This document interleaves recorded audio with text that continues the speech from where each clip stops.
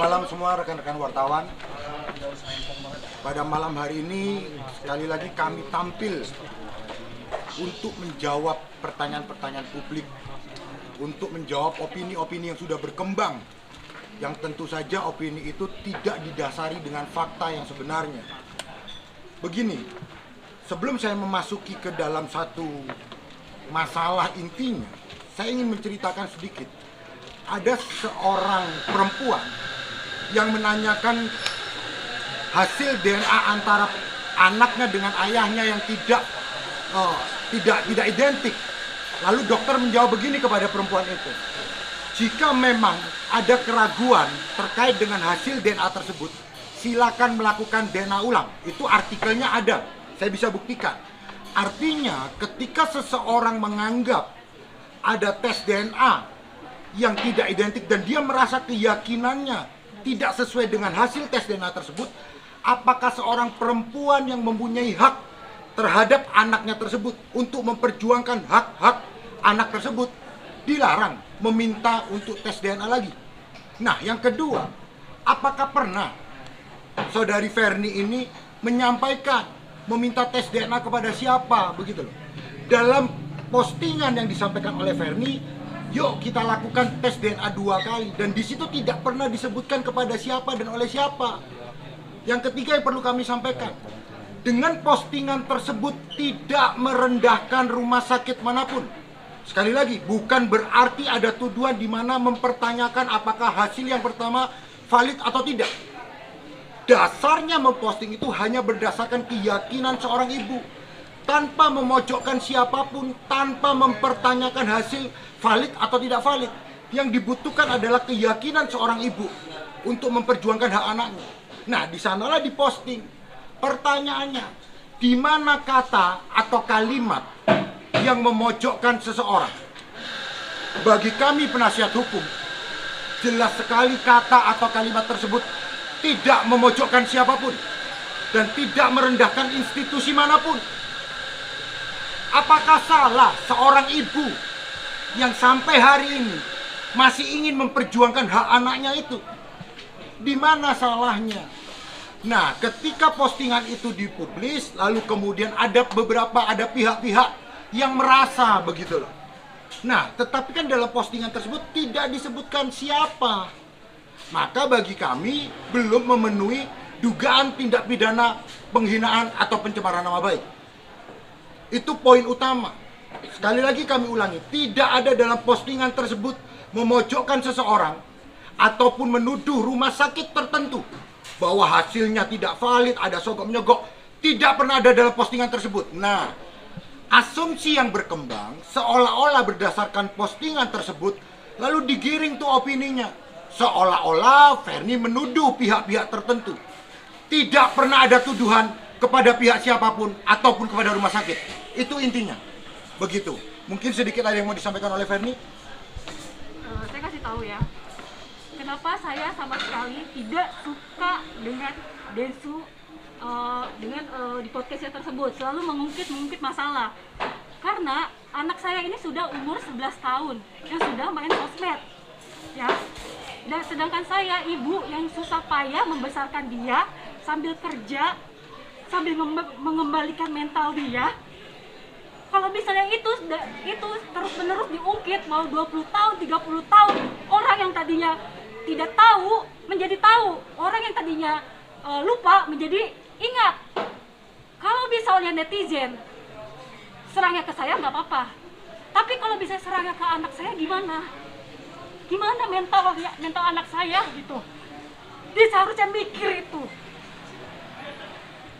Ya, lalu berikutnya begini.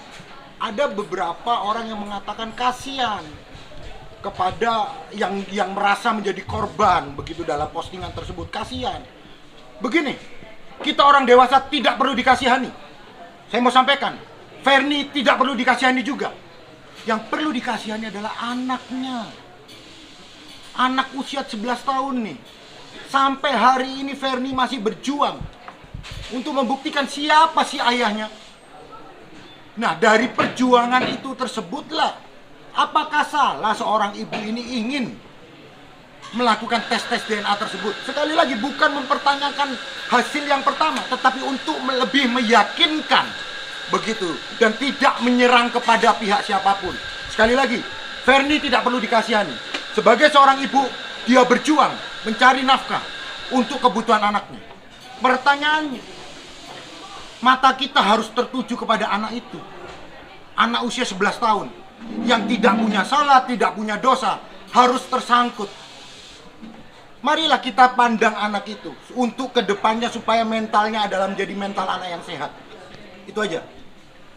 Pak Ferni, mungkin ini kan 4 tahun sudah berlalu, kenapa meminta tes DNA lagi? Apa sih Kak mungkin alasannya sendiri? Apa yang Kakak cari dari Itu hanya perbandingan aja sih. Gimana Kak? Agak besar. Itu hanya perbandingan aja. Perbandingan terbanding. Tadi kan sudah saya sampaikan, keyakinan seorang ibu untuk memperkuat keyakinannya Ferni. Apakah salah ketika seorang ibu masih ingin memperjuangkan hak anaknya dan ingin meminta melakukan tes DNA lagi? Apakah salah? Seperti yang tadi saya ceritakan, ketika ada seorang perempuan datang kepada seorang dokter dan dia mempertanyakan hasil DNA yang tidak cocok dengan ayah biologis dari anak itu, seorang istri ini menanyakan kepada dokter, "Dok, hasil DNA-nya kok seperti ini?" Jawaban dokter, "Jika ibu tidak yakin dengan tes DNA ini, silakan lakukan tes DNA ulang."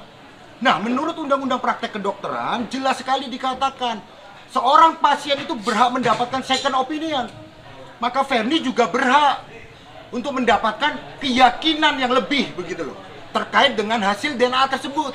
Sekali lagi, bukan untuk menyerang kepada pihak siapapun atau rumah sakit manapun, tetapi untuk pribadinya Ferni, untuk keyakinan dan untuk hak-hak anak itu. Begitu. Kak Ferni, artinya Kak Ferni sampai saat ini masih yakin bahwa Densu adalah ayah biologis dari putri Kak Ferni, dari anak Kak Ferni? Nah, sekarang gini, aku mau ngomong ya. Kalau kita seperti apa yang dia keluarkan atas kecemaran nama baik, sama dia keluarkan atas kerugian dia. Kalau saya mau bicara seperti itu, saya pun rugi. Dari tragedi pertama sampai tragedi kedua, dia nggak tahu sama sekali perjuangan saya seperti apa. Sebagai ibu yang harus bekerja, yang harus mengembalikan mental anak saya. Ketika dia di rumah sakit, maki-maki depan anak saya, teriak-teriak sampai satu rumah sakit semuanya. Lihat, dia nggak mikir itu. Perjuangan saya. Kalau misalnya dia pernah kerugian dia dari segi materi, saya juga kerugian saya juga ada dari materi. Saya pernah loh 1 hari nggak makan anak saya. Saya preload barang-barang baju saya 20.000, 30.000 untuk apa? Makan. Kalau mau ngomong kerugian materi, kita nih sama-sama, maksud saya gini, kita nih udah sama-sama bahagia. Dia sudah bahagia sama istrinya. Saya juga udah bahagia dengan anak-anak saya. Anak saya 2, cowok cewek. Mau apa lagi yang saya cari? Saya ini lagi fokus memperbaiki ibadah saya, fokus memperbaiki diri saya, fokus memperbaiki pekerjaan saya. Terus dia ngungkit terus menerus. Ini yang kasihan. Yang saya pikirin adalah mental anak saya, gitu. Jadi triggernya ini di awal yang Bang Densu ini podcast Kakak, akhirnya Kakak mungkin membuat meminta tes DNA lagi. Sebenarnya waktu itu dari podcastnya dia, pertama saya udah tegur, ya. Pertama itu saya udah tegur, ini apa maksudnya? Dia bilang enggak, saya menceritakan kisah saya. Oke, nggak apa-apa, saya maafin pertama. Kedua, saya masih sabar. Ketiga, udah mulai serangan banyak ya, saya sabar. Tapi keempat ini tiba-tiba saya bangun tidur yang saya capek kerja, 1000 komentar itu menghujat saya. Capek nggak sih kayak gitu? Maksudnya mau cari apa lagi? Nama dia sudah bagus. Nama saya dan anak saya yang rusak seumur hidup. Mau apa lagi? Mau cari belas kasihan orang lain? Seperti itu. Kan dia bisa, kalau dia memang baik ya, dia bisa bikin program. Dia kumpulin anak-anak seperti dia, anak-anak seperti saya, bisa. Dia kumpulin, dia bikin, "Hei, wahai anak-anak semuanya, kalian walaupun tanpa ada ayah, kalian bisa sukses seperti saya." Bisa gitu. Buatlah hal itu yang menjadi positif. Jangan menceritakan kesedihan dia terus-menerus. Terus cerita kesedihan dia waktu kecil mana? Udah sama sekali nggak diceritakan sama dia. Yang diceritakan selalu adalah masalah saya terus. Buat apa? Kurang puas dia. Hah? Kurang puas dia melihat saya sudah tersiksa. Saya yang sudah terbuang.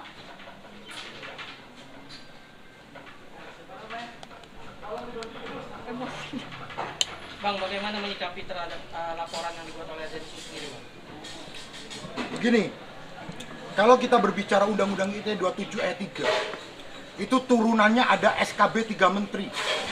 Bagi kami tim penasihat hukum, Verni tidak pernah menyerang siapapun, tidak pernah merendahkan martabat siapapun, tidak pernah menyerang institusi rumah sakit manapun. Sekali lagi, hak seorang ibu untuk memperjuangkan hak-hak atas anaknya. Artinya apa? Ketika memang ada laporan, kami akan menghadapi. Tetapi kami yakin bahwa apa yang disampaikan Verni itu bukanlah merupakan penghinaan atau pencemaran nama baik. Karena apa? Tidak pernah menyebutkan siapapun. Lalu yang kedua, apakah salah ketika seorang ibu meminta tes DNA ulang? Ayo dong, teman-teman wartawan juga jawab dong. Apakah salah ketika seorang ibu yang memperjuangkan hak anaknya, yang sampai hari ini belum tahu nih siapa. Nah, lalu kemudian keyakinannya untuk lebih membuat Verni yakin, meminta untuk melakukan tes DNA. Dan tanpa menyudutkan rumah sakit manapun. Sekali lagi, bukan berarti ketika ada tes DNA kedua, maka Verni menyatakan bahwa tes DNA pertama ini ada manipulasi. Itu kan penggiringan opini yang kurang tepat. Begitu loh. Ini hanya persoalan keyakinan. Begitu aja. Verni sendiri gimana akhirnya, maksudnya dari curahan hati pengen melakukan tes DNA lagi untuk mengetahui nih status anak ini gitu, tapi akhirnya berujung pada laporan polisi seperti apa? Ini kan begini ya, kalau kita melihat postingannya, respon itu sebenarnya tidak harus datang dari dia. Kan Verni mengatakan, yuk kita tes DNA lagi. Respon itu kan nggak seharusnya hanya datang dari dia. Bisa juga datang dari yang lain. Pertanyaannya kenapa kok hanya dia yang merespon? Nah, kalau memang kemarin sudah bersedia, marilah kita duduk bersama. Bagaimana mekanisme yang baik, begitu loh. Nah, sedikit. Pertanyaan saya ini menjadi kunci nih. Betul nggak bahwa ada sebenarnya secara lisan disampaikan bahwa tes DNA itu memang harus 2 kali? 2 kali. Betul ya, ada itu? Itu ada. Harus secara... Waktu itu perjanjiannya kan dia memilih.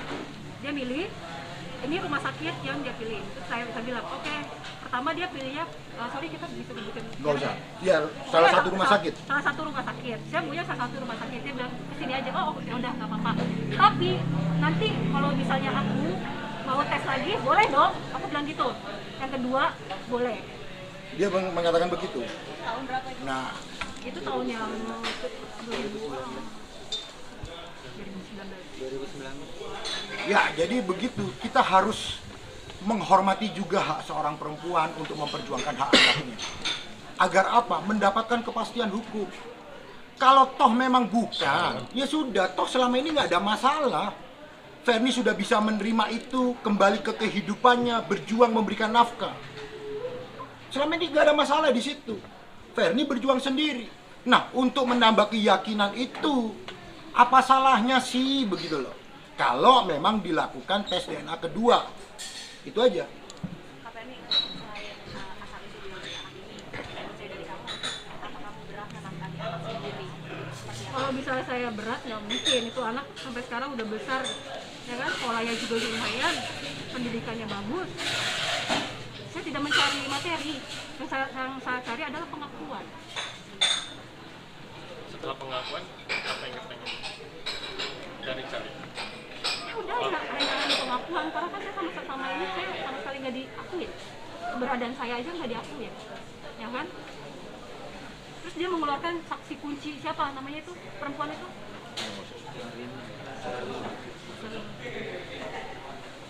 Tapi seberapa sering sih anak mempertanyakan status bapaknya? Makanya kenapa saya sekarang maksudnya sama dia ini lagi ya. Maksudnya saya sama sekali tidak setuju dengan podcastnya dia yang selalu membahas. Karena anak saya waktu itu sudah saya blok sosmednya dia itu, ya sudah saya blok. Saya cek kembali, dibuka lagi bloknya. Sakit gak seorang ibu? Berarti kan otomatis dia mencari ayahnya. Kenapa saya tidak setuju sekali dengan dia selalu mengungkit? Saya takutnya nanti anak saya yang tadi teman-temannya tidak tahu menjadi tahu. Gimana nanti mental anak saya? Waktu tragedi kedua kan dia tahu gitu, saya diserang netizen itu hampir mau bunuh diri. Dia yang telepon menyemangati saya. Dia tahu itu. Seharusnya dia berpikir kalau saya bahas terus ini gimana anaknya dia. Itu loh.